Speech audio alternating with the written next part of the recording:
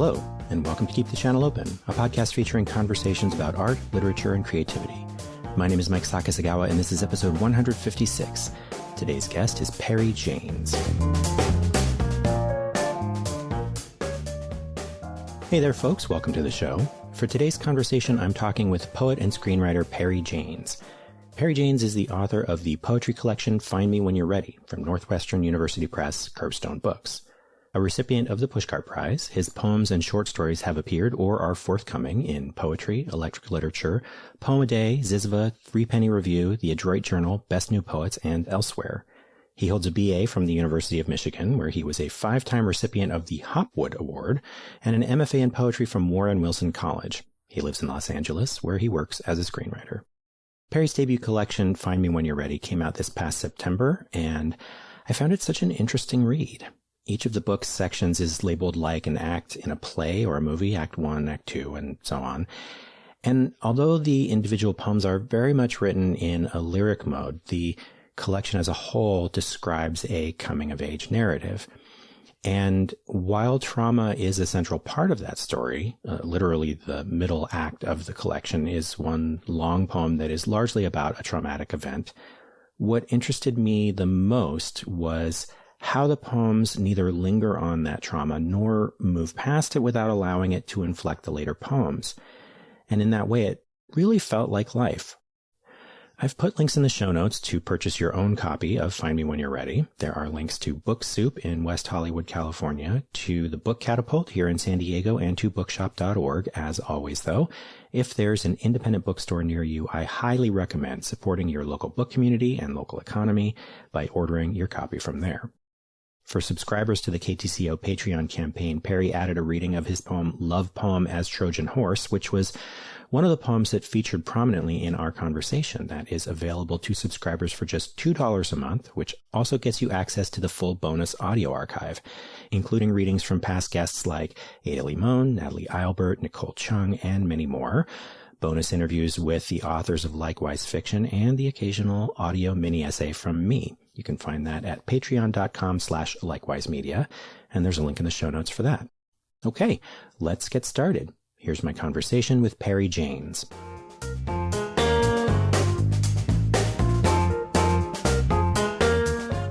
So how are you today? I'm doing okay. I think it's been a challenging week or a couple of weeks longer in the world, but I'm finding my way to joy and the things that connect me to the people I love. Yeah, you're the first person that I have recorded with in the past 2 weeks. So I've been wondering how that was going to affect the answer to that first question. Well, let me, before we say anything else, let me just first say that I really appreciate having had the opportunity to read your book. I've read it twice now.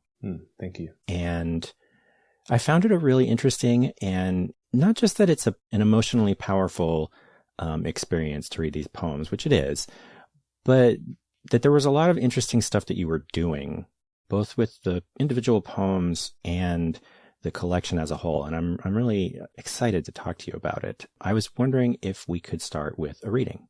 Yeah, absolutely. I'm going to be reading a poem that appears actually toward the end of the collection, and we can talk a little more about why I made that choice afterwards. But this is called Ars Poetica as Love Poem with Autocorrect, or Mission U. We're far enough into the future. What I call nightlight might also mean the dozen or so screens that brighten my living room furniture. Far enough, what I mean by death might also be the slow replacement of my hands, the way they tremor when I laugh, by photos that live on a server somewhere in Arizona. Each hard drive filled with theaters I rotate in the dark, smiling. I admit, there are days I require language to make my body and the world feel real. Days I walk headlong into my words and find nothing I recognize there. Not the goose-like form of shoes stormed against the door. Not the shape of bed quilts left by morning's hurried departure. Shit, we're far enough into the future. There should be a word by now to say, I have unsubscribed from this email chain on 10 separate occasions, and now I am prepared to break my phone. A second word, for the 1,001 times I have tried to unsubscribe from that feeling I sometimes get between my toes after a long run.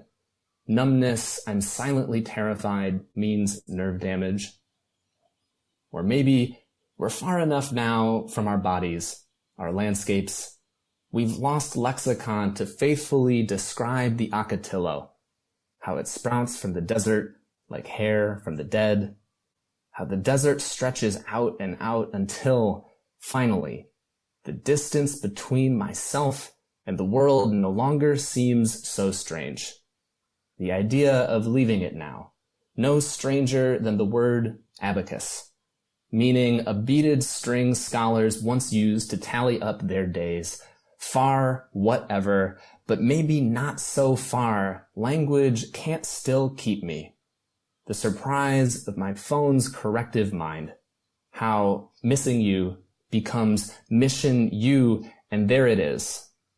Accuracy. The body I've waited for. Body, yours, I need.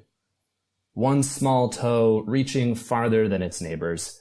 Fat tumor blooming below the shoulder that I kiss to keep well-loved and benign. You, magpie comedian laughing in your mother's voice. You, houseplant empath gently misting their leaves. You, objective and journey, obstacle, reward.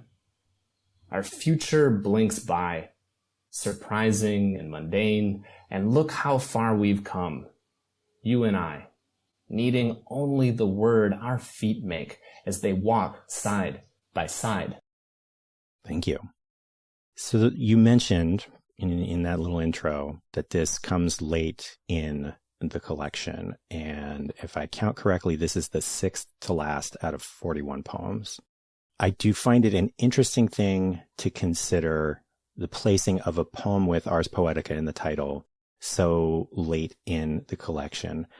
But one thing that I was thinking about a lot, especially in the second read, is that to me, this is not the only, like if in Ars Poetica, and again, like I didn't go to school for poetry, so if my terminology is a little loose, I apologize.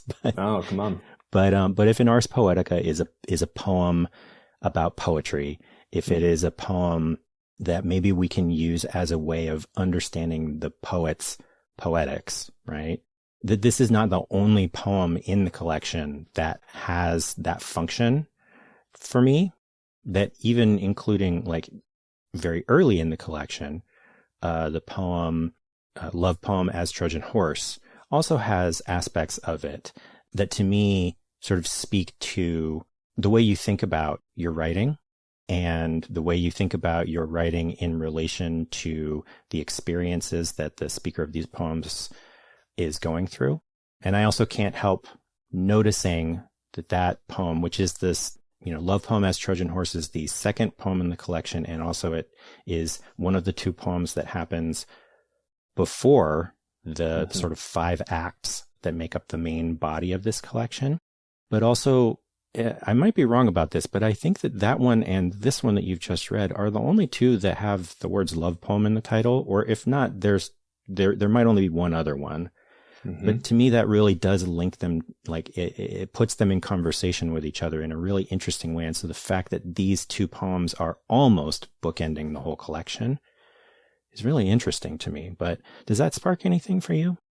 Yeah, if we could see one another through the digital ether, you'd see that I'm grinning ear to ear because you've nailed it in a way that I'm not sure many readers I've talked to have. Those are absolutely the two Ars Poeticas, Ars Poeticae, however you pluralize that particular title, in the collection. And they are absolutely meant to function as quasi-bookenders linked by love, and love as a generative healing force that I think not only turns the speaker in this book in new directions, but also I think really turns my personal poetics in new directions in many ways. It's an interesting thing. Like, what do you mean by that when you say it's turning your poetics in a new way? I suppose that one function of the love poem is to turn outside the self in a really meaningful way. It's no secret or surprise to anyone who's read this book that many of the poems included in here, which I describe as being autofictional insofar as they mine the autobiographical content of my life without always corresponding one-to-one to the factual details of it.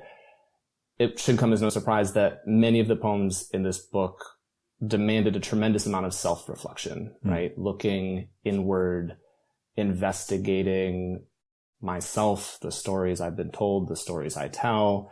And that was meaningful and generative and yielded a great body of the work that made its way into this book.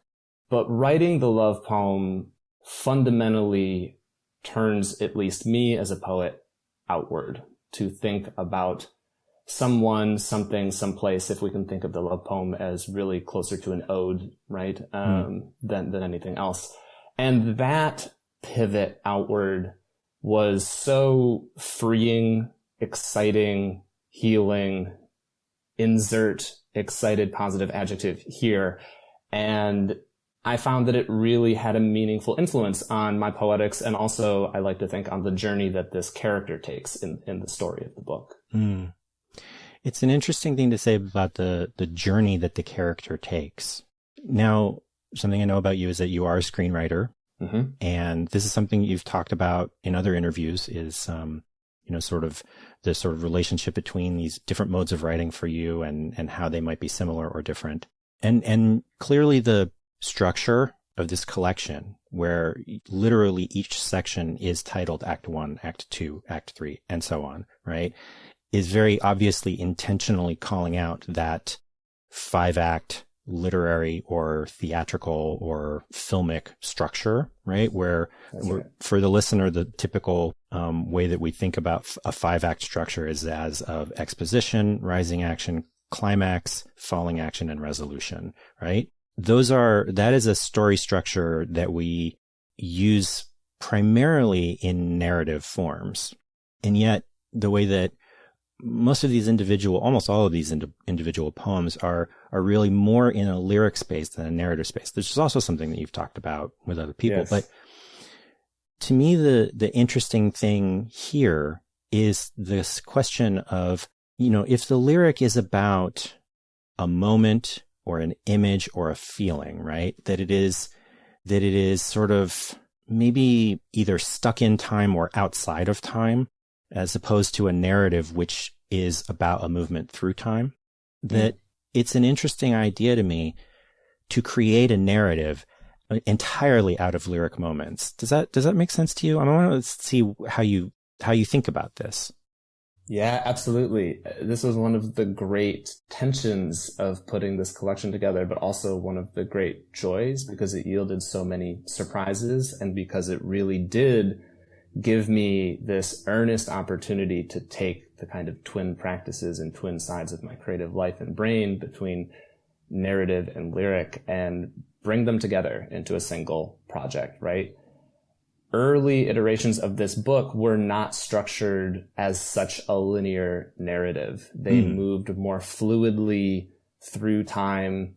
They were sequenced more intuitively, often based on dynamism of form, right? How one poem might live next to another, and by moving from maybe one form to another or one tone to another might create a spark for the reader, right? And I was having trouble with the manuscript. It didn't feel like it was realizing what I wanted it to realize. And I gave it to a friend of mine who I would describe as my scariest reader. I think that all of us writers have a friend or colleague whose feedback we know is never going to let us off the hook. And I gave them this manuscript and basically just said, hey, here's what I've got. Help. What do you think? And I have to give them a lot of love and a lot of credit, because they called me up and they said, Perry, what are you doing? You work as a screenwriter. You write fiction. You've written this incredibly linear coming of age story in many respects, with a kind of character arc and growth that's clearly inspired by the narrative part of your brain. even if the poems themselves do tend to be incredibly lyric and contemplative and reflective and, exerted from time to your observation. And they encourage that I go back into the manuscript and I think about that linear narrative and sequence the poems from beginning to end, just an uncompromising movement, essentially from point A to point B, and see what that did to the book. And what it did, which was such a delight and a surprise, was that it did yield this kind of arc and movement that I'm familiar with in my other work, and that felt really authentic to the speaker in these poems, maybe even to my experience of writing this book. And somewhere along the way, I decided that 5-act structure, which I should also note has some key divergences or differences from, say, 3-act structure or some other conventional narrative structural tools, insofar as it places the climax in the very center, right? So if we watch a feature film, especially in the kind of Western entertainment tradition, we tend to think of the climax as existing very close to the end of the story. We tend to think of it as, minute 110 out of 120, right? But in 5-act structure, the climax lives in the very center. And what it does is it honors the notion that there is as much story to tell on the other side of the climax as there is on the lead up to it, right? And so that 5-act structure felt really natural and organic for this book once I had sequenced the poems in a linear order. And so from that point forward, it really just became about honing and polishing and refining to try and get that narrative to shine through the lyric, such that a reader could track that journey while also experiencing each poem on an individual level, if that makes sense. Yeah. I mean, to me, I think so often what I personally turn to poetry for has so much more to do with an emotional arc than a story per se, right? And with this collection, I do feel like that you can read it as a more sort of traditional coming of age narrative, right? Although, as you say, like, it's not strictly a coming of age narrative in what we think of in maybe a more filmic sense, because in the traditional coming of age story, the moment of reaching adulthood is usually the very end of the story, which is not the case here. But one thing that I find really interesting about this collection, and also many of the individual poems do this as well, is that a story is mostly about details. A story is mostly about a sequence of events. And to me, these poems don't really read like events. Some of them do, but most of them read more like a feeling. And to me, that it's not a lot of the details of what you might call plot are left out, or even information in general. Like there are several poems throughout the collection where you employ an em dash at the end of a line and then just don't even finish the thought, right? That it's just completely left out, and the reader is left to sort of fill in for themselves, right? Which to me feels a lot like what thinking actually feels like, right? But this idea of it being less of a strict narrative and more of an emotional narrative, that feels, it's one of the things I found most interesting about this, but I want to sort of see how that feels to you. No, thank you for saying that. I think that all feels absolutely right. I sometimes describe the narrative instance of this book as if one could put the camera inside of a character's inner monologue and emotional life during the story, right? And so as the writer composing this particular work, I'm aware of the sort of narrative sequence of events as they relate to the speaker over the course of this book. But what's happening on the page is the internal life of that speaker in response to those events. And sometimes narrative details of the event break through in that reflection. And sometimes they don't. Sometimes the reflection or the response to it is simply an emotional one, right? Or an intellectual one. And so it creates no small amount of tension in the story. I also think that as relates to those em dashes that you just referenced, and which I became very fond of in the writing of this book, those also tend to appear in places where the speaker is struggling to or endeavoring to tell their story and finding themselves butting up against the limitations of narrative or of memory, right? There's, I think, an indeterminacy, a feeling of questioning in the attempt to tell the story. And that only makes the details of the narrative even more troubled and more difficult to get across, right? And so in many respects, it was an express goal of mine for the form of these poems to enact and embody the way that the speaker thinks. And so I'm incredibly moved and gratified to hear that that was your experience of reading some of these poems.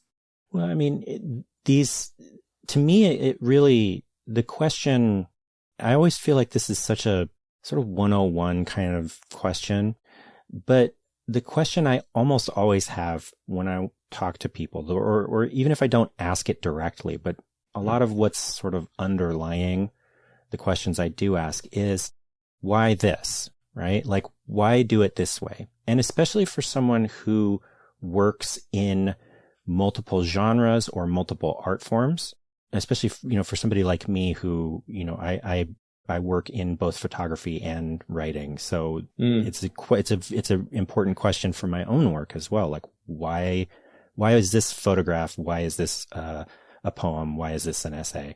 Right? I think that for me, the question of like, what is it that poetry does that writing a screenplay can't, right, is really top of mind when I see in your bio that you do different things, right? And what you've given me to consider for our conversation is a collection of poems. That question of what does this do differently? Why is it important for that to be the thing that we're going to talk about? That's always a really interesting question to me, Yeah. I often say that I wrote this book in poems because writing this story or trying to reach for and encapsulate this experience in discursive prose, whether that's fiction, screenwriting, essays, it eluded me, right? Part of the narrative detail of this particular story is a young boy wrestling with a salient experience of childhood sexual abuse, right? And in the attempt to write and tell that particular story, I found that I had to reach for what I now describe as a kind of double vision, which is, on the one hand, the experience of that story as it existed to the childhood speaker, and also that story as it is then reparsed and revised and reflected upon by the adult speaker later in life, right? And those two stories sometimes yield a tremendous amount of tension, sometimes even outright contradiction. And telling a story in discursive prose, it's not to say that you can't do it, right? But your tools for holding those contradictions together, I think, are quite limited. Whereas poetry, and in particular lyric poetry, with all of its formal tools there for the poet, it has a much greater capacity, in my experience as both a reader and as a writer, to hold paradoxes and contradictions of life together, to honor what I guess I would describe as a simultaneity of experience, how multiple things can be true all at once. Yeah. So you've mentioned that this salient experience of childhood sexual abuse, this is something that is very central to this collection. And you've also talked about, how the 5-act structure differs from the 3-act structure, right? And having the climactic moment be in the middle rather than close to the end.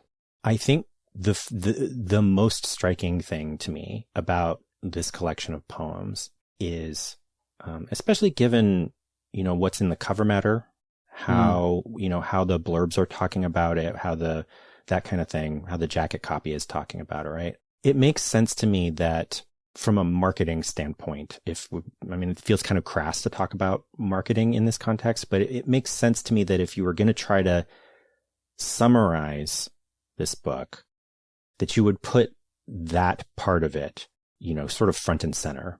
And certainly, I've read a lot of poetry, both, just personally and for the show, I have a lot of people send me their books. And the exploration of a traumatic experience and how that affects a person over the course of their lifetime is something that is unfortunately very common, right? It's very, like, a lot of people write about their traumas. And what I found really striking about this collection is that, so I mentioned before, there's 41 poems in this collection.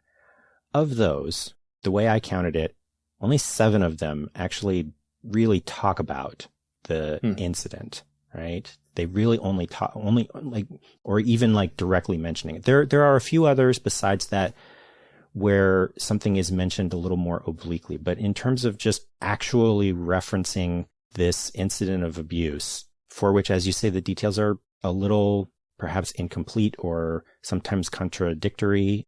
There's lots of things like this, but it's only 7 of the poems. It's less than a quarter of the poems that are really showing you this part, which in my experience is very different from how most poets are building their debut collections, if that debut collection is going to be about something traumatic.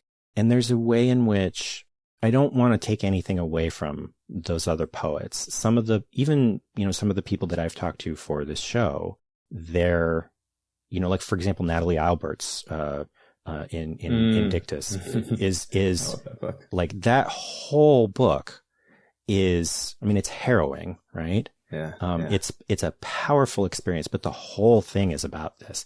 There is something that I think about with this kind of writing. Somebody like Natalie Albert can do it really well. Not everybody can. And there is this way in which the trauma can become sort of totalizing, and that the poet and the poems can get stuck in that moment. And it's really, really interesting to me that is not at all what this collection is doing. Can we talk about that? Yes. Come on, Mike. This is the most generous, insightful reading of this collection I could have possibly hoped for, because everything you're saying is striking so close to the center of my intentions and my aspirations for this book, which is to say that salient experience of abuse is central to the book. Obviously, the sort of Act 3 standalone long poem, the sort of quote unquote climax of the book, is anchored in that. I think that a tremendous amount of the character's narrative journey, such as it is influenced by that. But to bring it all the way back to our conversation about Ars Poeticas, and in particular that first poem, love poem, is Trojan Horse, there's a line in that poem that goes, "Sometimes hope is a question of redirecting the camera." And it was so important to me in writing this book, even knowing that it was going to orbit or be powerfully influenced by that trauma at the center of it.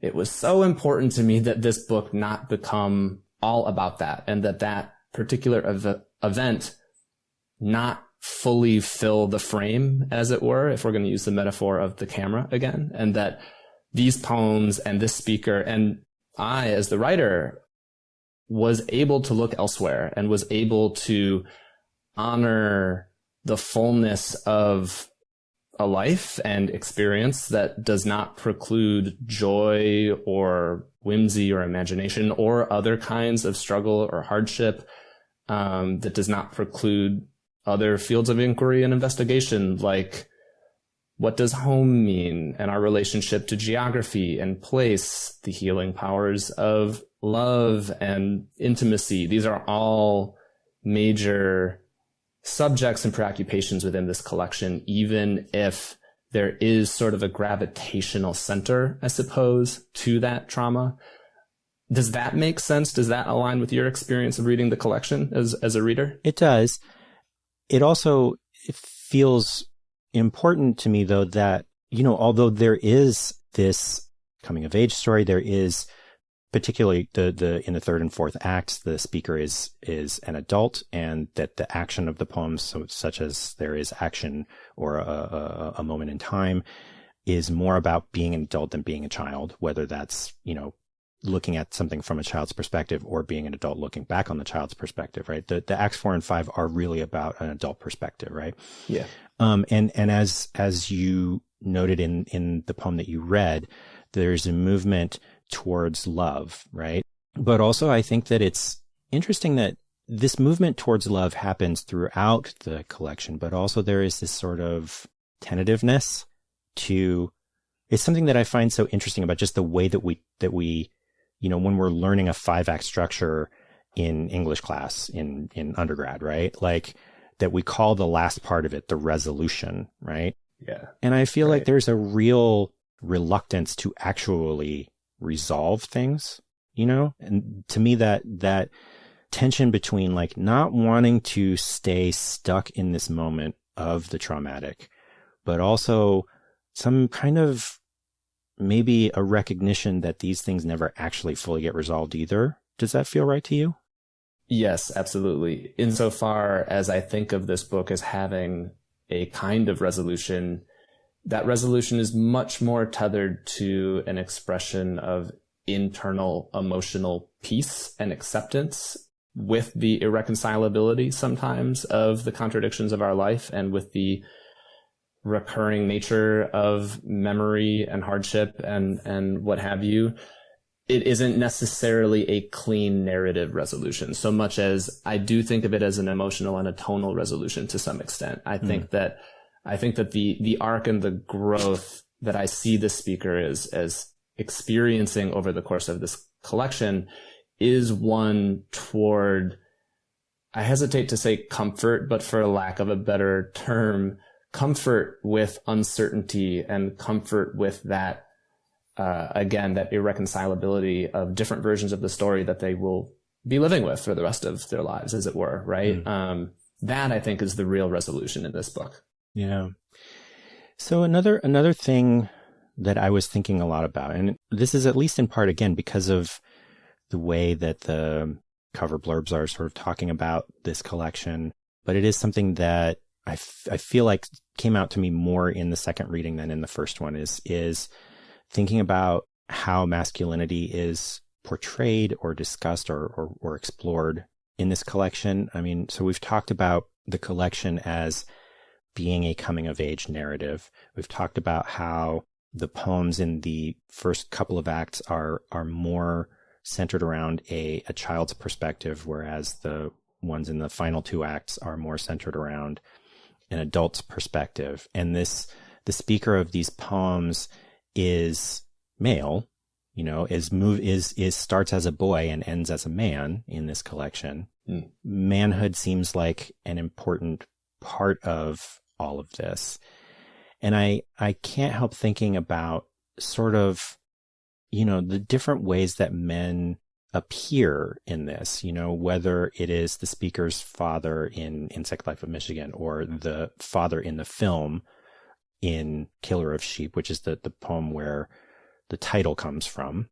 That's right. The fisherman in Parable of the Mermaid, the alcoholic father in A Good Hurt. There's several men in Ode to the Community Garden, the filmmaker, the Repo Man, and the speaker's father. Like there is, variously we have, a sort of stoicness that is portrayed through some of these men, perhaps an inability to connect, but a desire to do so. We have perhaps, I'm not sure if this is quite the right word, but almost like predatory kind of aspect, or at least a callousness. Particularly, I'm thinking about the fisherman in Parable of the Mermaid.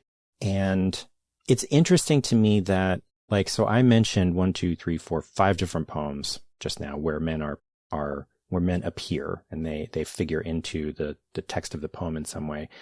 And all of those poems are happening in in the earlier poems. They all appear sort of earlier in the thing where in the collection. Whereas I feel like later, especially in the last 2 acts, especially in the 5th act, the main way that a man appears in those poems is the speaker himself. And again, so there, I feel like there's this juxtaposition that's being set up here. And I don't know, I find that really fascinating. There is a line, I can't find it, but and I don't remember which poem it is Sure. in, but the line is something like, if it's true that we learn by watching or repeating or something like that, right? That there's something about like, how do we learn how to become men that feels very present in the arc of these poems. But how does that strike you? Yes, it's interesting. I didn't set out to write a book about masculinity or manhood per se, but once the poems were written and the manuscript was coming together and I was turning my attention to the deep, long work of revision, it became clear to me that that was a prevalent theme operating here within the poems. You rightly observed that many of the, I suppose, models of manhood and masculinity appear early in the collection.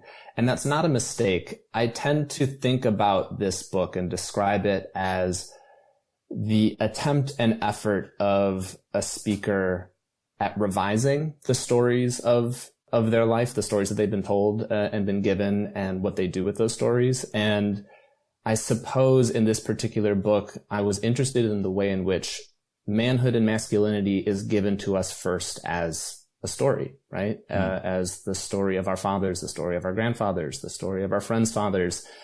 And what we then do with those stories is up to us, right? And so the first half of the book explores a number of those stories. And I should also say that this is one of the places in which I have to speak about and honor the auto-fictional component of the book, because in that poem, Killer of Sheep, the speaker's father is an absent father, right?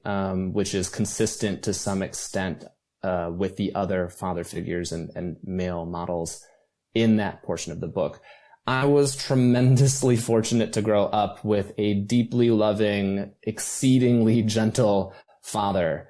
But it is also true that growing up, almost all of my friends had either absent fathers or tremendously fraught relationships with their fathers. And so thinking of masculinity as a story that is given to us, right? I was given all of these stories about what manhood might look like.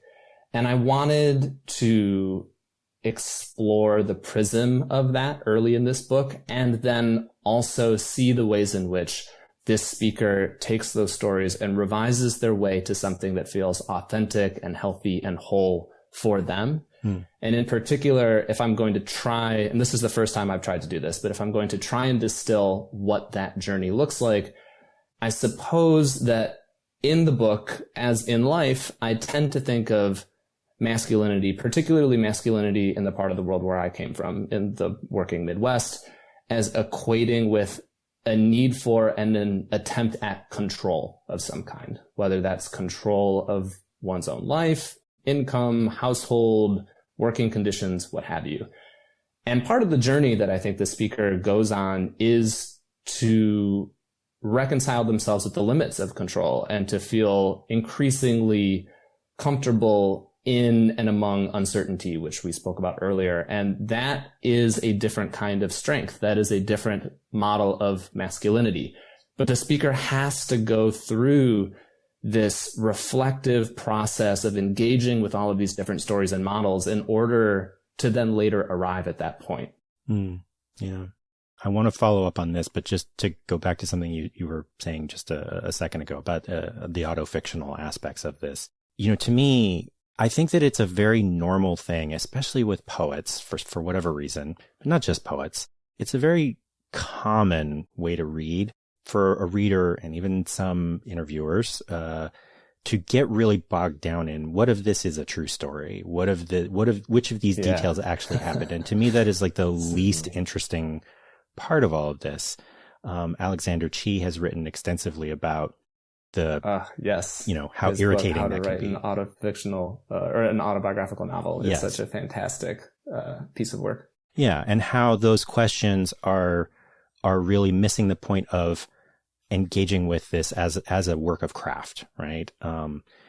And you know, I also often think of Werner Herzog talking about the ecstatic truth being the truth yes. that is, that goes beyond the mere facts of whatever it is that happened. So do you have anything to comment about that? It's funny that you bring this up because while I was just recently on book tour, such as it is, I was in Ann Arbor for an event with a former teacher of mine turned friend, Peter Ho Davies, who's a fantastic novelist and short story writer. And I had the great joy of, many years later, after having been his student, of being in conversation with him about this book at a bookstore. And prior to that conversation, we had coffee, and, he raised a similar question. He was like, why is it so important to you to label this as a work of autofiction? And I have to cop to the fact that it may just be a level of personal anxiety, I suppose, around the ways in which I think increasingly people don't always read in the way that you're describing. I think that people tend to really, really want to read, especially a certain type of poetry, maybe in particular poetry that is at all about trauma as being expressly autobiographical down to the letter, right? And I think that if this had been a collection of poems in which there wasn't such a linear narrative sort of organizational principle, right? That 5-act structure. If I wasn't writing a book that so clearly had a singular speaker all throughout, and we weren't going to be tracking that single speaker's journey, I'm not sure that I would have felt the impulse to say, oh, this is a work of autofiction, right? I certainly don't feel that impulse every time I publish a poem, a standalone poem in a journal. But as I was writing this book, as it took shape, it's fair to say that it began expressly autobiographical. It began very much rooted in the experiences of my life as I understood them. And as the book took shape, I became aware of the productive differences between me and the speaker, between my life and the story. And I became aware of the narrative divergences and detours and distances that were going to benefit this book and these poems in ways that just hewing to the letter of my life weren't necessarily going to. And so, yeah, maybe it is a degree of just anxious signaling or preamble for readers before they arrive at the book. But I think that because this is, to your point, to some extent positioned as a book of poems about trauma, it was important to me to be very transparent about the ways in which I'm going to be talking about this book as I and it moves through the world. Well, just to make it completely clear, I think you understand this, but for anyone listening, to be completely clear, if I have any criticism of talking about this as autofiction, it has nothing to do with you doing that, and it has everything to do with how people are going to read it. This is very generous. No, I understood your meaning, and I appreciate you you bringing us back to the express clarification. But yeah, I think that these were all things that, in some respects, these were later stage thoughts or concerns, right? I don't know that when I was writing the book, I was telling myself, here we go. We're going to break ground on some autofiction. I think that became a way of thinking about it and talking about it subsequent to my having honored the process and really crafting the book as I felt it needed to be. Yeah. So I said I wanted to come back to this thing about masculinity, and this is actually a good thing because I want to talk about the last poem in the collection, the Cookout. We started off by talking about, the Ars Poetica as love poem with autocorrect. And there is a way in which I see that poem and its arc as mirroring the arc of the collection as a whole, how the beginning of the collection, really the first poem in the prelude is called Backstory. The speaker is very alone, like it's as a solitary figure in that poem, a child alone at night, right? Yeah. And in the end, where this collection ends up, just as the Ars Poetica ends up with a togetherness, and it's a togetherness of the speaker and his lover, the poem, the last poem in the collection ends with a cookout. It ends with, there are 19 people named in that poem. And as far as I remember, these are the only names that we get in the whole collection. Yeah. If they happen anywhere else, it would just be in passing. Whereas here, the names are very, the poem even comments on the fact that they're named. It says, I have to name them, you understand. I have to name them to understand they're here. The names are really important, but the togetherness is expanded now beyond just the speaker and the speaker's partner to bring in all of these other people. And it's perhaps a little unclear whether this is meant in a literal sense of these are people who the speaker is literally friends with and literally bringing into his physical space, or whether, because I'm pretty sure I noticed from the names that some or all of them are also poets. So perhaps it's a more metaphorical type of togetherness. I'm not sure that's necessarily really important in how to read the poem, but just to put it out there. But the thing that in the context of masculinity that I'm thinking about is how so much of our conception of masculinity and manhood in American context is as a solitary person, is as an isolated person, a very stoic person, a person who doesn't necessarily show affection or even feel emotions besides possibly anger. And that there is something perhaps more feminine about the idea of having loving, nourishing friendships and community in groups. And so bringing that in as this is the end point of the collection, to me feels,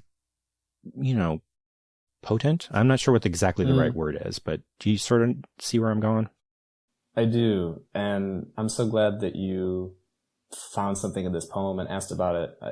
As writers, we always tend to have our favorites, our darlings, and this may well be my personal favorite poem in the collection. And in fact, I had sort of a lengthy deliberation about whether or not I was going to conclude the book with it or with the poem that immediately precedes it. And it just felt that it had to go in, that it earned its place, for many of the reasons I think that you were talking about. I suppose one of the great journeys of this character is, to your point, from a kind of isolation to an embrace of connection. And that can be familial, that can be romantic. And I think in this particular poem, it's communal.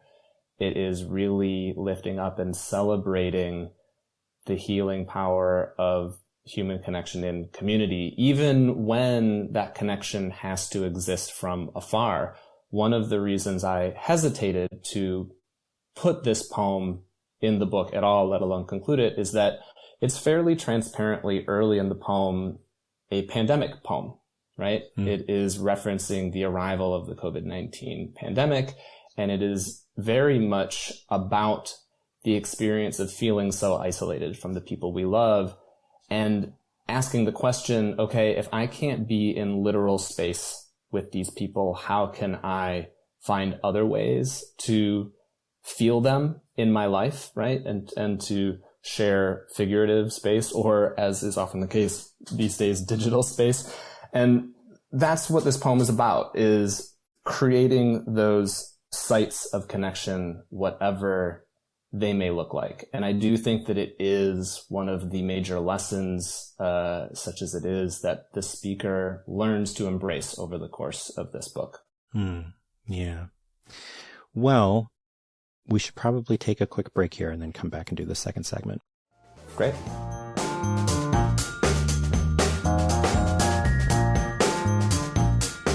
So for the second segment, I always invite the guest to bring a topic of their own, which could be whatever you happen to be thinking about, whatever's on your mind. So what would you like to talk about today? Yeah, I guess, and this is a little abstract and big picture, but zooming out, I wanted to talk about attention. So one thing I've noticed in the last really 10 or so years, but markedly in the last 4 or 5, is an erosion of my attentional capacities, it sometimes feels. I find I'm less able to sit still and put my mind on one thing and one thing only. I'm more easily driven to distraction. And what I find particularly alarming sometimes is how habituated my distractibility has become. So occasionally, let's say while watching a movie on the couch, I'll find myself reaching for my phone entirely without meaning to. It's become almost programmatic, even if my phone is in the other room. And so I've begun to wonder about what's working against my focus, my attention, and inversely, what's enabling or caring for it. And I guess I wanted to bring this up, not to cut to the chase and lay my thesis out right up front, but to connect this back to our earlier conversation. Because one way I find I'm able to repair at least a little of my focus is with poetry, particularly as a reader. You know, there's this perennial question poets get. Can poetry matter? Why does poetry matter? I, like many poets, tend to roll my eyes, if not outright resent that question, because of course poetry matters like all good art matters in a human way, in a humane way. But it's also true for me that when I make reading poetry a part of my regular practice, when I start my day with a few pages of a collection while drinking my morning coffee, I'm often better able to sit still with my thoughts throughout the day, to limit that distractible impulse. And for me, I think that's maybe a little bit of a testament to what poetry offers us, which is at least in part both a close look at the smallest textures and details of our lives, and also a relationship with form, with the minutiae of language itself, right? I've been thinking of Linda Gregg's poem, "We Manage Most When We Manage Small" here. And my feelings about this are really right there in the title. I think poetry helps us do that. It helps us manage small. Yeah. But I'm curious about your experience, if you've felt or noticed any change in your attentional capacities such as they are over time, and if so, how and where? Oh, I mean, 100%. I thought so, but holding space for any answer. Yeah. I mean, even if I'm being honest with you, when I was reading this collection, like something about collections, whether it's poetry or essays or short stories, is that when I hit the end of one piece, that my brain kind of shuts off, and it's hard for me to move into the next one. Yeah. When I'm reading novels, then I can just read the whole novel, and then at the end of it, I can pause before I pick up the next one. When I'm reading collections of any sort, I often find that when I get to the end of an individual piece within the collection, my brain wants a breather. And so, typically when I'm reading a collection of poems, I'll read like 2 or 3 of them, and then I'll have to like play Sudoku on my phone for a minute, or check my notifications or something. Yeah. But the thing that you were saying about, watching a movie and then picking up your phone in the middle of it, just not even doing it on purpose. Oh, I mean, like, I don't know who hasn't had that experience, right? Yeah. The only times when I'm able to watch something completely without that distraction is when I'm watching something that's in a foreign language. So my eyes literally have to be on the screen in order to get the meaning of it. For me, that's most often anime, because I don't speak Japanese, but, it could be a foreign film as well. But yeah, the only way that I'm able to avoid some kind of distraction or second screen is if the thing that I'm doing requires a lot of my attention.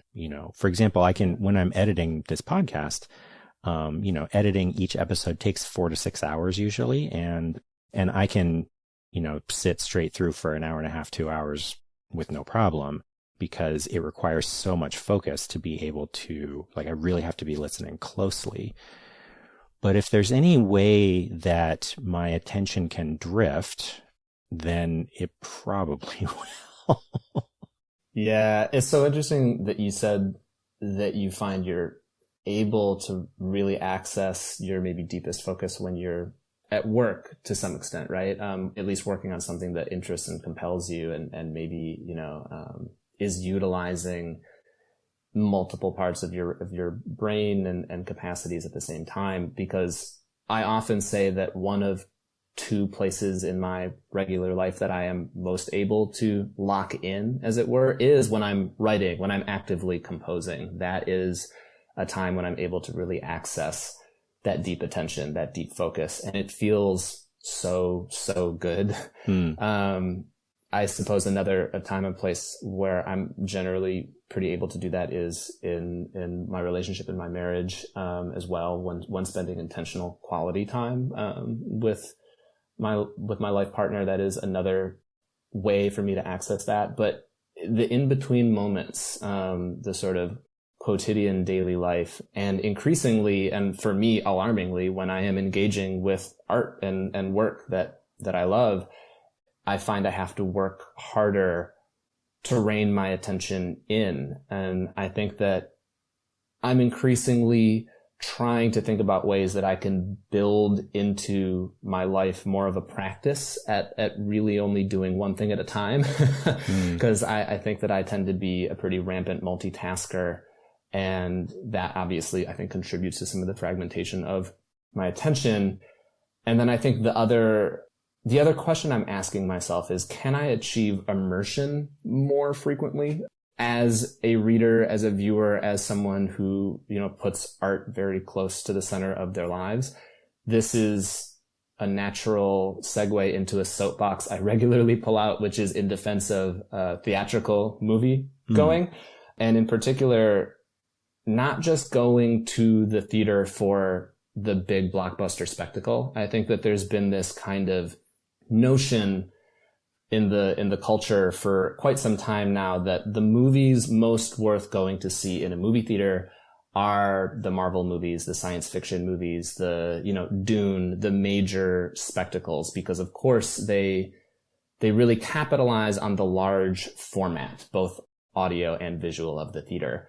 But I also contend, and any friends listening to this podcast will roll their eyes at hearing me say this again, that the smallest, quietest films benefit as much or more from the theatrical experience, because they really rely on your ability to sit in quietude and in stillness and access the emotional interiority of a single character, even if that interiority or that story is on the surface modest, right? And it's so difficult, I find, these days to do that at home, if for no other reason than there are many intrusions and forms of distraction that just naturally present themselves, let alone the temptation of a distractible mind. So I suppose the other question I'm asking myself is, on the one hand, can I build a practice of paying attention to one thing at a time, limiting my impulse to multitask and kind of fragment that attention? And also, where and how in my life can I think about achieving immersion in the way that, for me, going to the theater to see a movie achieves immersion? Yeah. It's interesting, the theater moment that I have most often heard people reference, as being sort of a touchstone theatrical movie moment is the on your left point in Avengers Endgame that and everybody losing their minds in the crowd. And I'm not going to lie, that, if I'm being honest, like, that was a very stirring, moving moment for me as well. And being part of a crowd of people who were all similarly excited, that is something that is magical. Absolutely. But if I'm thinking about the most deeply affecting movie moments that for me in the past, 5-10 years, like, the one that actually comes to mind first is seeing Portrait of a Lady on Fire in the theater. Yes. And here's a movie that, because so much of it is like literally quiet, like, so much of that movie is conveyed not even in a dialogue, but in a gesture or a look or something like that, that if you are not fully paying attention the whole time, you miss so much of it. And if I'm being honest with myself, I don't know that I have it in me to pay that kind of attention to a movie if I'm at home. I mean, even if my kids aren't there, and even if I put my phone in the other room, there's always something else to think about, like the dishes, or, maybe I've got the laundry going or something, I guess what I'm saying is I hear you on that. What I find helps me in terms of immersion.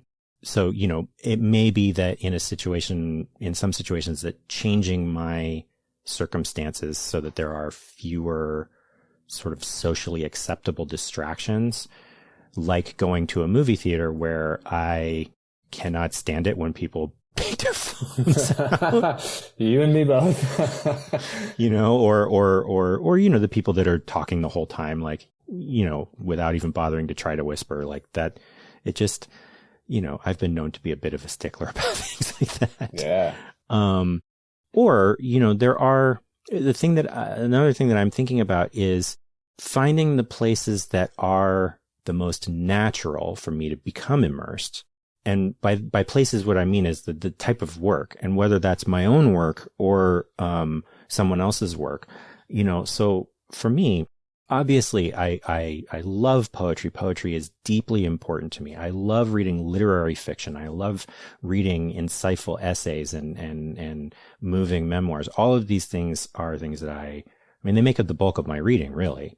But what I find is that my home, my literary home, is fantasy novels. And that's what I grew up on, right? And not even necessarily intelligent fantasy novels, but just, you know, like, you know, swords and dragons and whatever, you know, and when I'm in my home genre that way, I do find that it's a lot easier for me to lose track of 3 or 4 hours when I'm reading, as opposed to it's not to say that reading outside of the fantasy genre is like eating my vegetables, or even if it is, it's like, you know, when I was a child, maybe I didn't want to eat my vegetables, and now vegetable sides or whatever are often the most interesting part of the dish, you know? Yeah. But rather just that there's something about complexity and the complexity of my response to it, that I find it's more work to summon that kind of attention. And similarly, when I'm working, it's one of the things that actually makes me question the degree to which I am a writer at all, because I just find writing to be excruciating. I have never actually sat down and written something and entered any kind of a flow state. Like, it just doesn't happen for me, right? Meanwhile, with photography, it's almost instinctual the way that I photograph, and perhaps that attention only lasts the space of 30 seconds while I'm actually photographing. But when something catches my eye that I feel moved to photograph, it is all encompassing, you know? And so I do kind of find that for myself, it's that, where are my natural tendencies pulling me? You know, those are the ways that I am most able to focus my attention, if that makes sense. Yeah, it does. As someone who also loves a good fantasy novel and grew up on the genre, I can relate. And also something I hear in your answer, and tell me if I'm projecting onto what you just said, but it does feel like there's also a worthwhile distinction to be made between different modes of attention, which is to say, we don't always want to be completely consumed in our deepest focus. And I think that there are ways in which, for instance, with the fantasy novel, part of what it's offering is pleasure, right? It is pleasurable to read. It is escapist. It is exciting. It is whimsical and imaginative and aspirational. And I think that to some extent, those qualities are immersive in and of themselves. They can kind of disarm us of our analytical minds. And when that side of our minds are taking a break, I think it's a little easier sometimes to slide into that immersion and that focus. And so that makes a lot of sense to me. And it's interesting because it does dovetail with something I find I'm talking a fair bit about these days, which is the pleasure of poetry, of reading poetry for enjoyment, for fun, for that pleasurable experience, which is not always the ways in which people think about or relate to poems and poetry. I think that many people relate to them very much as the proverbial vegetable on their plate. But I am reminded that when I encounter a poem I really love, it is deeply pleasurable. It's exciting on a physical level. It's a sonic and a sensory experience. You know, sometimes the poems are funny or ironic. Sometimes they're deeply moving, but in either instance, they're giving me a visceral emotional experience, right? And so I do find myself thinking, yes, more about one way to reclaim that focus and that attention is sometimes to think about, well, okay, what is pleasurable for me to put my attention on, right? And how can I use that as an on-ramp to accessing my attentional capacities more regularly? Mm. It's another thing that strikes me, and this is sort of going back to one of the things that you mentioned. You mentioned, being, a certain kind of attention that you can achieve in your relationship. Mm. A perfect example of something where I am giving my full attention is what we're doing right now. Yes. that in a conversation, not necessarily every conversation, I'm, small talk is perhaps a necessary social lubricant, but it isn't necessarily super stimulating for me. But a good conversation between two people, between me and one or more other people, is something that I often lose track of other things that I'm supposed to be paying attention to, Mm-hmm. And it strikes me that I think a big part of what makes that so easy, for me at least, is that it is a point of connection between me and someone else. It is pleasurable. Yes, it is often intellectually or emotionally stimulating, but that truly what it is that I am connecting deeply with another person. And I think, art can do that too. There are ways that I can connect with a work of art, or perhaps what I perceive of the artist's intention through the work. That is a really important thing for me. But I think when I think about the things that are distracting me from being able to watch a TV show, a lot of times it is, at least in some small way, like has to do with other people. Like if I can't quit checking my social media notifications, it's not like, that's not a meaningful way of connecting with someone just by like noticing that they put a heart on one of my posts.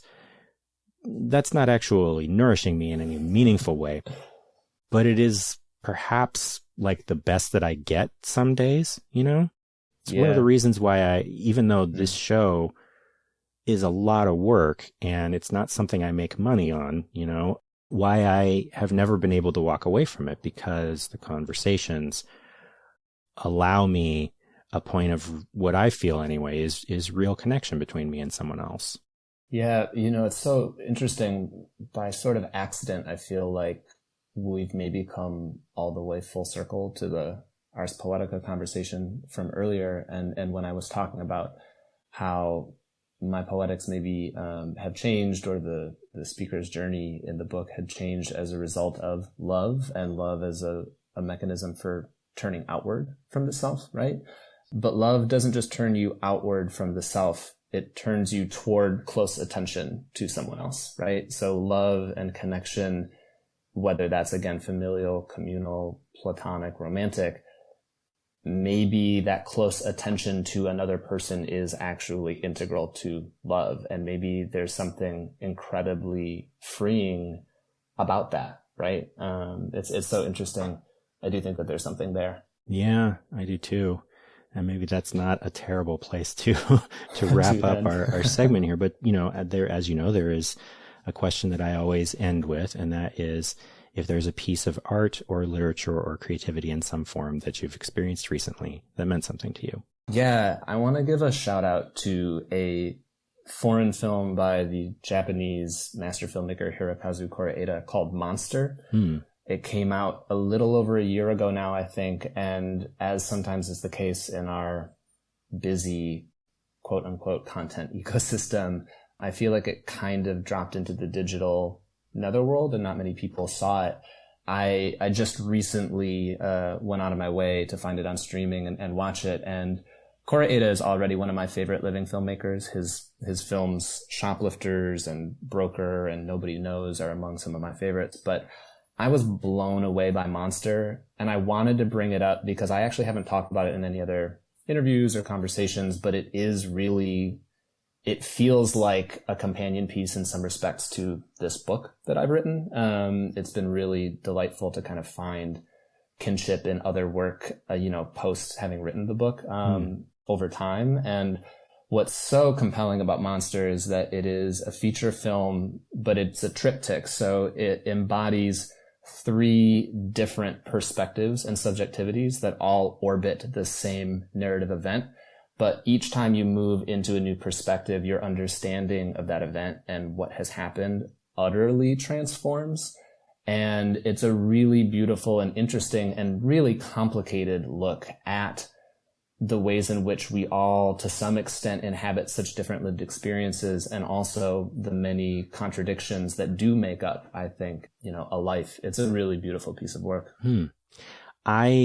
I mean, I've obviously heard of Koreeda, but I have not actually watched any of his films. I've had Afterlife on my list of to watch movies for many years, and I just haven't gotten around to it. But interesting. Like, I will definitely have to check that movie out. Thank you. Well, thank you very much for talking with me, Perry. It's been such a joy. Thank you so much for having me on, and for all of your, speaking of attention, close attention, which, as we have just discussed, is an extension of love. So I very much appreciate your close attention to this book and to my work. Thank you. My pleasure. Okay, as I mentioned at the top of the show, there are purchase links in the show notes to get your own copy of Find Me When You're Ready. There's also a link to Perry's website where you can find more information about his work, as well as upcoming events. Do check those out. And that is our show. Editing and mixing on this episode is by me, music is by Poddington Bear, and transcription help is by Shay Aguinaldo. If you enjoyed today's conversation, please consider supporting the show by making a pledge to our Patreon campaign at patreon.com/likewisemedia, or by leaving a review on Apple Podcasts or Podchaser or wherever you get your podcasts. There are links in the show notes for that, and you can find all of the show's contact info, transcripts, and show notes on our website at keepthechanneleopen.com. That's all for now. I'm working on something a little different to close out the year, which I'm not fully sure is going to happen, so you'll just have to come back and find out. Until then, remember, keep the channel open.